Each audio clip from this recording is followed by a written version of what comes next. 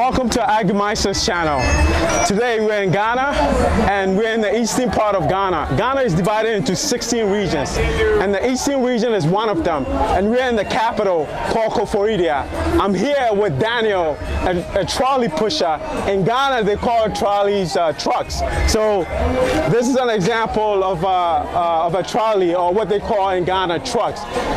Basically he helps people carry things. Whoever buys things, maybe they need help to get it to their apartment or to get it to their house, and he helps them with it, and he would take it to whatever place they wanted to be taken to. So sometimes it might be a really hard, very long journey to get the product from one place to another. I'm right at the central market in Koforidua. I think you could take a look around. There are a lot of commercial activities taking place around this place. You see taxis, you see a lot of vendors walking around selling things. And so I'm here with Daniel. He helps with people when they buy things. Customers and consumers that come here, when they buy things and they want to take it home, he helps them with it. And so I'm going to ask Daniel a little bit about his life, how he got into the business, where he started from, and where he plans to go with whatever he's earned and whatever he's learned from this. All right, so let's talk to Daniel. So Daniel, where are you from? Where are you from? In Ghana, or where did you come from? And so tell me a little bit about where you were born, and yeah. Okay, I was born at the northeastern region. Northeastern region, okay, okay. Samini. What's the name? Samini. Samini, okay, okay, northeast. So Bambaga district. Bangada district, okay. So that's northern. So the northeast. So it's a northern region. So I know northern region. The capital is Tamale. Is it Tamale?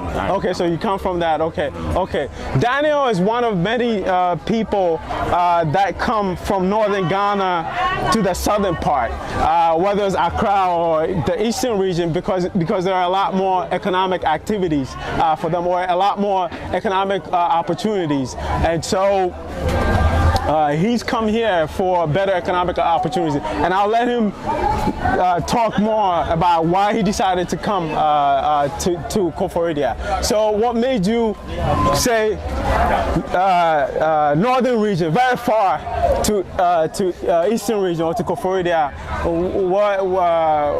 Why did you come? I was at the house. One of my brothers, he was here. When he came to the house, he told me that I was following me to this place. So one of my brothers introduced me to this. Okay. So one of his brothers came to the eastern region, or to Koforidua, and he told you that things were a little better over here than maybe in back home in northern Ghana, and so his brother told him there are a lot better economic opportunities here, so he should come and explore. So out of the businesses, what made you decide to do this? Is it because maybe your brother knew people that already did this business for you to say, I want to go into this? Yes. When we came, my brother was doing the truck job. Is it okay? So when we started, because he's having customers, so he introduced me to some of his customers. Okay. So your brother helped you to make it easy for you. So to start. Okay. So how long have you been doing this? Okay, I started it 2016. 2016. Okay. I used to come and go. From 2016 to 2019. Okay. I moved from here to Accra. Okay. I've been there 2 years. 2 years. I came back here. Okay. So 2016 you came here, and you said come and go. It means you come here and you go back to the northern region, to your hometown. Okay. And then you went to Accra to also explore some opportunities, some economic. In Accra, were you doing the same? No, I was not doing this job. I went to they were doing some program at the university farm. When they enjoyed it, it's 1 year course. A 1 year course, it's like it's this thing, poultry. Oh, it's poultry farm. Okay. Take like care of Poultry and grow like okay. and livestock. Livestock to raise How to raise the baby chickens. I forgot the name for baby chickens. I think it's chicklets. old chicken. They old chickens. Okay. So that was through some kind of program. Do you remember is it by the Ghana government or some? No, that program is from London. So if you look at the certificate, you will see London in it. It's from Leventis. Say that again. Leventis. Leventis. Farmers program. Leventis farmers program. Yeah. Oh, I will look. Maybe I'll look for the exact spelling and I'll put it in the description so we're aware of the program to help young people learn how to have chicken farm to help. Okay, so you did okay. So you have a certificate for it. Okay, to do chicken farming. Okay, so what made you not go into chicken farming once you have the certificate to do chicken farming? What made you come back to because I'm thinking that you wanted to maybe stop doing this and maybe go into the chicken farming, right? But so what made you not go into the chicken farming and come back to do this? Okay, one pastor last came here and introduced that program to me. Okay. So I told me that I'll go. I told him that I'll go. Okay. And then get the certificate. Okay. When I went there after completion, one man, he's from UK. He employed me. Okay. So I was working with him. To last, they were complaining too much. Okay. Because of the complaints. Okay. I left. You left. Okay. But basically, you were saying that after you received a certificate for the poultry farming, you went to work for somebody who owned their own poultry farm. Okay, and then there was it was harder for you because the way that it wasn't the best because of working for somebody. Okay, and so you weren't able to, you left it because it was much better to come back to this because you're working for somebody's poultry farm. Okay, so my question for you, if you have, what's gonna help you get into your own, if you have to decide, right? If you have to decide between doing this and doing your own poultry farm, would you prefer to have your own poultry farm or to do this? Yes, I would prefer to have my own poultry farm than pushing it. Okay, so you would like, okay. So Daniel has an experience, or he has a certificate in poultry farming, or he's educated himself in poultry farming. And as I said, I'll put in a description where he received a certificate in terms of his skills and his skills that he's learned in poultry farm. And he's saying that he came back to doing the trolley pushing or the truck pushing because he doesn't have the means to actually start his own poultry farm. But that's what he prefers to do because that's what he's gone to school or he's gone to a training center to learn about it. Okay, so Daniel, how much would it be for you to get into the poultry farm? Normally, if somebody wants to get into the poultry farm, how much would it be for them to start? Okay, normally if you get like 80,000, or if I get like 50,000, I can start like 500, 200 beds or 300 beds. Okay, so you're saying that for someone to start poultry farm, to start a very good poultry farm business, if they get about 80,000 Ghana cedis, that's going to be able to get about 500 birds to start, and maybe some structure, to build some structure. So but for you, you can do with about 200 birds and some structure, and that about 50,000 cedis will be good for you to start something. Yeah. Okay, that's okay. So if you were able to start the poultry farm business, how many people would you need to help you with it, to employ? Okay, if it is if I'm able to raise like 1,000 bears or 3,000 bears. If I get 3,000 bears, I can employ like 3 people. Okay, 3 people. And Okay. the family inside. Okay, so about 1,000 birds. So as you increase the bird, as you start increasing, so the more birds you have, the more you'll be able to employ more people. Okay, okay. So viewers, whoever's watching this, there are opportunities in terms of getting into other business sectors. Although we are focused on him doing the trolley or pushing the trolley for people in the marketplace, but he also has experience doing poultry farm with people. We have the certification in it, and so there are business opportunities in terms of having a poultry farm, with meat and eggs and other, and other things. So right now, you would say that the poultry farm is something that you really think about. Okay. Is there any other business opportunities that you think about other than the poultry farm? Is there anything else that maybe you think about that also you think about doing?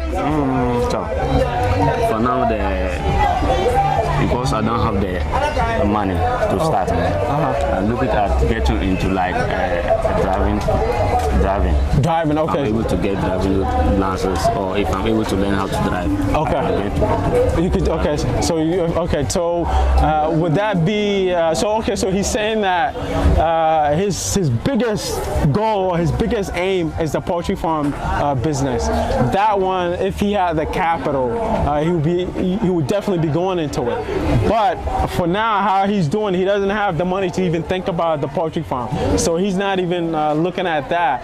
Right now, from what he's making from pushing the trolley or the truck, he wants to, he's thinking about getting a driver's license. And so he makes a little bit of money, and then do a little bit training driving, and then get the driving license.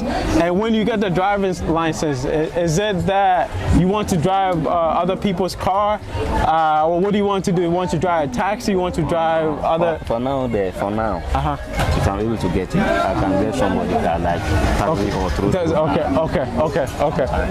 Okay. So he's trying to raise the money to get his driver's license, and then obviously he prefers if he has his own car, but he can't think about it because he can't afford to have his own car. So people rent out their cars, or at least give people their cars, and he'll be able to use somebody's car to to a taxi driver and other transportation, or drive for other transportation companies, and things. So for now, his short-term goal is try to get into the driving business, but his long-term goal is to get into a poultry farm. You speak pretty good English. What is your educational level? I completed SS. Okay, so you finished high school. Okay, so you're at high school. Okay, so he's a high school graduate, and he has he's gotten some certification on being a poultry farmer, and so he has the skills in becoming a poultry farmer. How is it so? How many brothers and sisters are you married? What is your responsibilities outside of yourself? Okay, I have brothers. Yeah. I have many brothers. You have many brothers. Okay. They used to marry like 2 or 3. You can marry even 4. Okay. So I have many brothers. Okay. So I have junior brothers and sisters. Okay, you have brother. Okay. So he basically saying he has some responsibilities in terms of siblings, being able to take care of some of the siblings, maybe if they're not in a good economic economic situation, he helps them. And, you know, as I explained in some of my other videos, that in Ghana, it's just not yourself. You have the extended family that you have to worry about. So he's, you know, he's thinking about them, you know, in terms of helping them out. And also, he's looking at for the future, if he's able to open a poultry farm, he'll be able to employ, you know, other people. I definitely respect him for his hustle, because it's not easy with a trolley car or with a truck pushing in the hot sun on a daily basis, and you definitely need a lot of stamina, physical stamina, in terms of taking things from one place to another. So I'm going to experience what he goes through in terms of picking the stuff up, so I have an experience as to how he deals with his daily work. So Daniel's actually pushing a truck now. He has a load from someone. It's basically like a contract system. So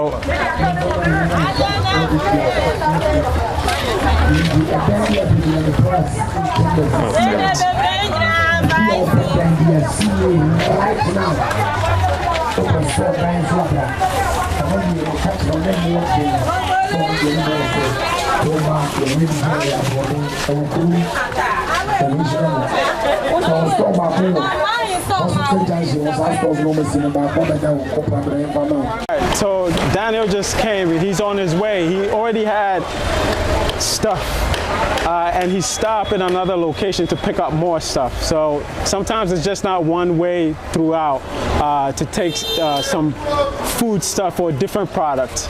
But you know, sometimes he will go from one location to another and pick and gather more things. And so that's what he's doing now. So we are at another location where he's picking up more things.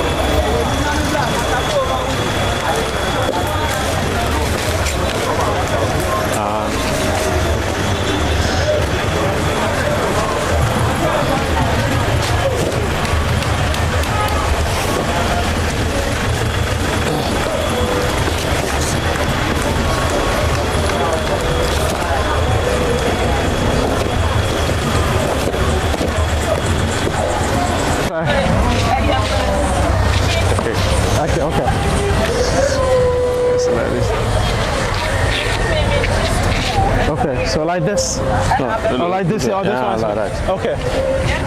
All right, so I'm trying this to see how it is. All right, let's go.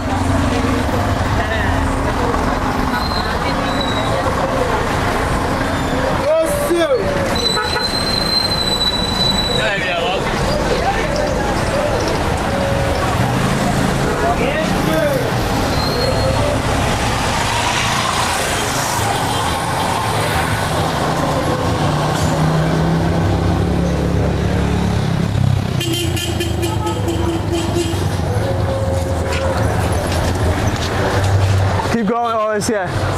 It's, he's down there. It's down. Okay.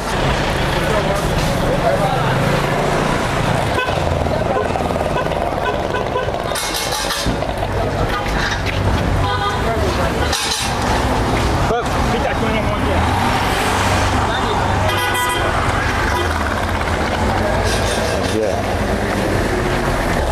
Oh, it's okay.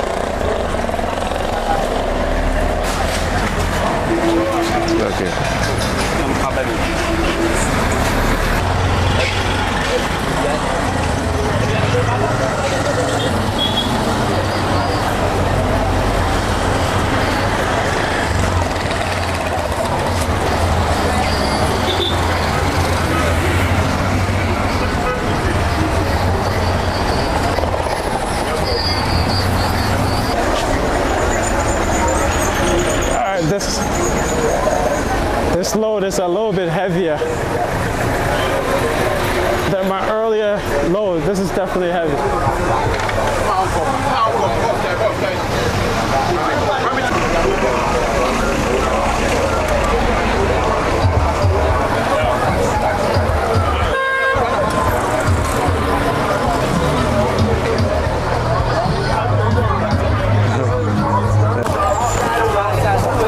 Maybe. Okay. So I'm helping him unpack to the customer's shop. I go.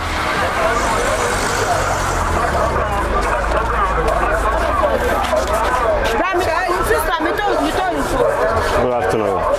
Trolley.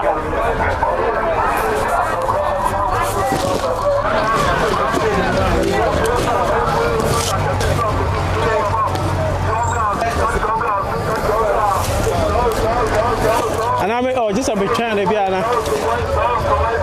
Okay. Taking this. Are we taking this? I'll take it. Yeah, you can put one here. Yeah, you can put these two. Okay. Yeah, I'm getting an exercise today. Very good exercise today.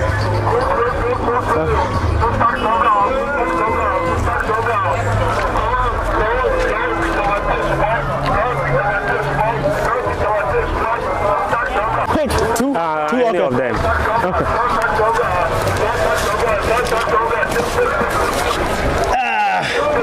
This stuff is heavy. All right, let's go.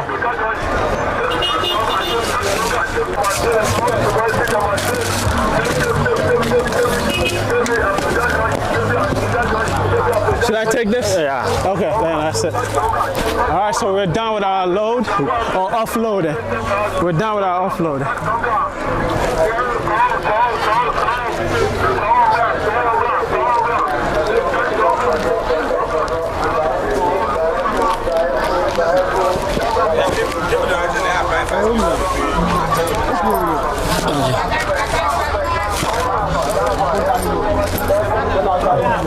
Thank you.